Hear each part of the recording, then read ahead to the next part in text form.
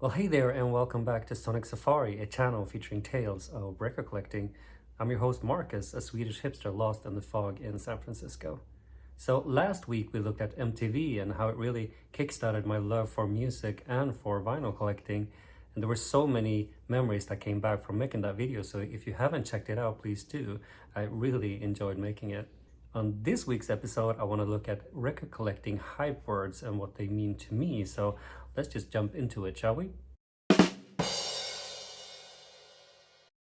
So a couple of weeks ago, I made a video about my vinyl habits when buying new or used records.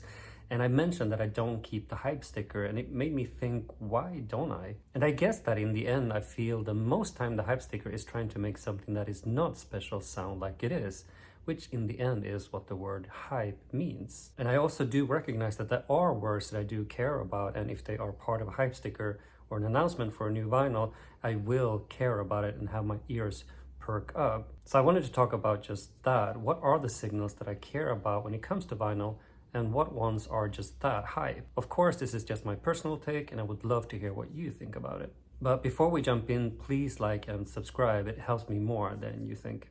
All right, so let's get going, and let's start with the jacket, shall we? And specifically with the spine, because I think it's interesting that some people in the VC mention that they do like a jacket with a thick spine. So let's take this one as an example. So this is Wilco's Yankee Hotel Foxtrot, and I would say that this counts as a jacket that has a pretty thick spine.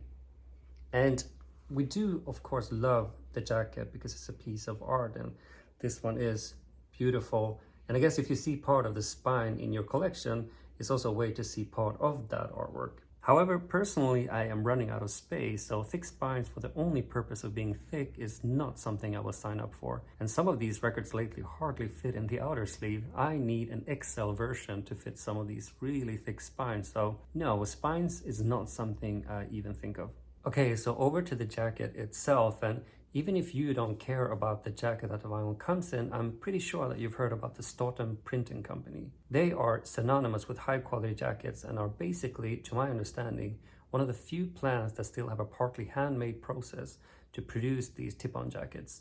Now, when we talk about vinyl shortage, it is in part for the pressing plants, but also because of shortage of sleeves, and a pressing plant will not start to press vinyl until the jackets are ready. So how much does the jacket really mean to me as a buyer of vinyl? Well, it would be interesting to see a scenario where you had two options at checkout.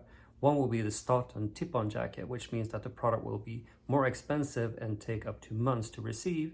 And another option will be a cheaper version that you will get in weeks. Personally, I think it's about consistency. If I get a really great vinyl, but the jacket is not on par, it really bothers me. And to be really honest, I find it that when I get a great vinyl, a great jacket, but it comes in the paper sleeve, even that kind of annoys me. So it is really about consistency. And it is something about getting the full package, which to me, these tone poets are, where the vinyl is amazing, the jacket is amazing, and you even get this wonderful crack when you open it. Okay, so the last part of the jacket is the gatefold. And I think a lot of us really love the notion of a gatefold because I think in part the passion for vinyl comes from the presentation. It is a piece of art, and a gatefold gives you more space for that art. So let's take this one, for example, Elliott Smith's From a Basement on the Hill. And this is a single record, but it comes in a gatefold that has some handwritten lyrics and some pictures, which I love. So would I ever buy a record just for having a gatefold? No, but I love it that it's there. And even the way that I keep this record, I have the vinyl separate in a plastic sleeve, so I hardly ever take out the jacket, but I still love the notion that it is a gatefold. So yeah, again, I would say that it's not something that I would buy specifically, but I love the notion that it's there. Okay, so let's move on to colored vinyl, which really has become one of the most common ways to hyper release. And personally, I find myself looking at the price, to be honest. If the option is there to buy a colored version and the price is similar, I might pick it up if I like it. So one example would be this one, the soundtrack to Ocean's 11. This is a great album, and it comes on this, let's say, roulette version. And I think it's the perfect combination because the music is as smooth and cocky as the packaging. So yeah, this one I picked up and I'm really happy about it. The interesting thing though is for jazz releases, I always buy it on black vinyl, even if there's a colored version available. So the next thing is one of the crazier things when it comes to hyper release, in my opinion, and that's the obi. Because if you think about it, it's just really a paper strip around a Japanese release. This could be a vinyl, but also DVD, books, or CDs. And it's a way to give a translation for overseas releases. And I admit it, I love them. It's a bit silly, I guess, but if I find a Japanese release that doesn't have the obi, I actually hesitate to pick it up. But just look at them. This is Lee Morgan's City Light with that obi. We also have Bill Evans' New Jazz Conceptions, and Art Pepper meets the rhythm section. I mean, it just gives a flavors to the records that I really like. And the obi is also now something that is part of non-Japanese releases. And here I'm a bit more cautious, to be honest. I feel like it's a Japanese thing and should probably stay like that, to be honest.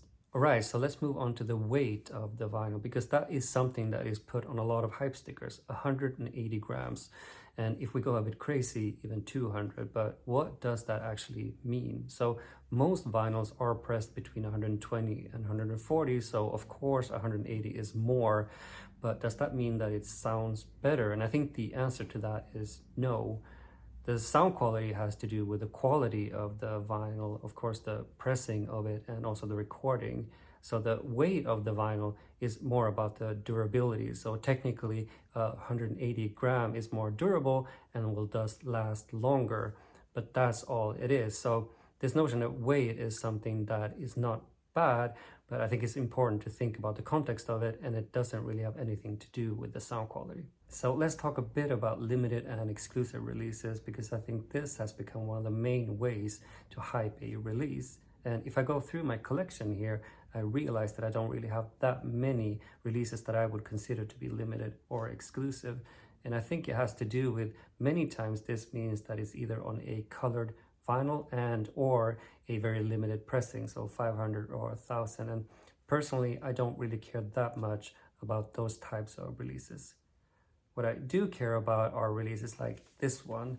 So this is Radiohead's OK Computer, one of my favorite records, and this is the 20th year anniversary. So it comes with a remastered record and also with B-sides, so additional content. And this is something I definitely will pick up. So when exclusive and limited means this, I'm on it. So let's talk a bit about the word audiophile, because that's definitely something that you can see on a hype sticker. Now, the word itself, to me personally, doesn't really mean anything. So a hype sticker saying audiophile release doesn't mean that I'm automatically going to pick it up. It really has to do with three components to me. It's the source, it's the mastering, and it's the pressing. Okay, so let's talk about the source. And I admit it, I'm one of these people that if I see a hype sticker that says source from the analog master tape, that's definitely something that I care about. Now, I have no intention of defining the sound between digital and analog. I think there are people in the VC that are way better and have more knowledge than I do in this field. So what I would say is that why I love vinyl and also analog so much is because I think that the sound is warm and what I would define as natural. I think another way of putting it is that we like to say that it's almost as if the band is in the room playing right now, which I also inherently feel like the sound is not perfect. It's almost as if it was a live recording, but that is the reason why I love analog so much. And then we have the mastering, so the person that actually mastered the record and having that name be on the hype sticker. And I feel like this is something that is much more prevalent lately. And it tends to come down to two people on hype stickers, Kevin Gray and Bernie Grunman.